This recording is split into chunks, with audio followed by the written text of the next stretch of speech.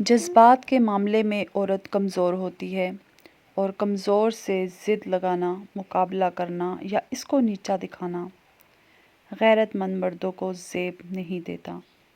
دنیا میں کبھی اس شخص کو مت کھونا جو تم سے ناراض ہو کر بھی تم سے دور نہیں رہتا۔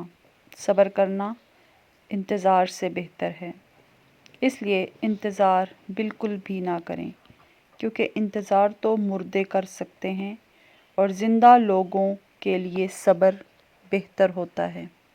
جبکہ صبر کے لیے میٹھا پھل ہوتا ہے۔ جب کسی غریب کے اچھے دن آ جاتے ہیں تو ان سے حسد رکھنے والے لوگ بھی اس کے قدموں میں آ گرتے ہیں۔ لالچی، کم عقل اور جذباتی عورت پیار میں بہت جلدی پھنس جاتی ہے۔ عورت محبت کرے تو چھوڑنے کا سوچے یا ممکنات میں اعلیٰ درجے کی بات ہے۔ جن لوگوں کے چلے جانے پر زندگی میں صبر آ جائے، پھر ان کی واپسی کی کوئی طلب رہتی ہے نہ رہی کوئی خواہش رہتی ہے۔ لڑکی کے لیے شادی کے وقت اس طرح شاپنگ کی جاتی ہے جیسے وہ ایسے سیارے پہ جا رہی ہے جہاں کچھ بھی موجود نہیں ہے۔ مرد کی محبت کو بڑھانا چاہتی ہو تو اس کی دو چیزوں کی مقدار بڑھا دو، محبت اور عزت۔ کوشش کرو کہ اپنے رازوں کو خود تک محدود رکھو۔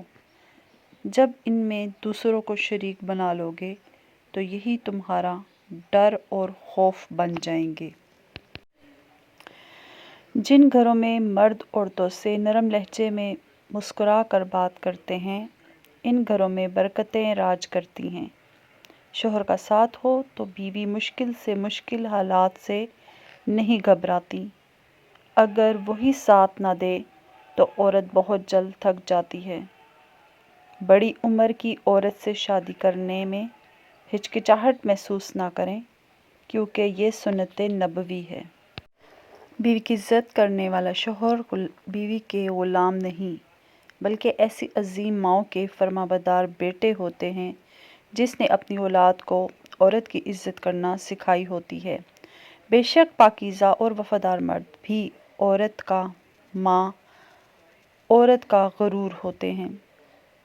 بیوی جب اپنے مسائل شوہر کو بتاتی ہے تو اس کا یہ مطلب نہیں ہوتا کہ وہ شکایت کر رہی ہے، بلکہ وہ آپ پر اعتماد کرتی ہے۔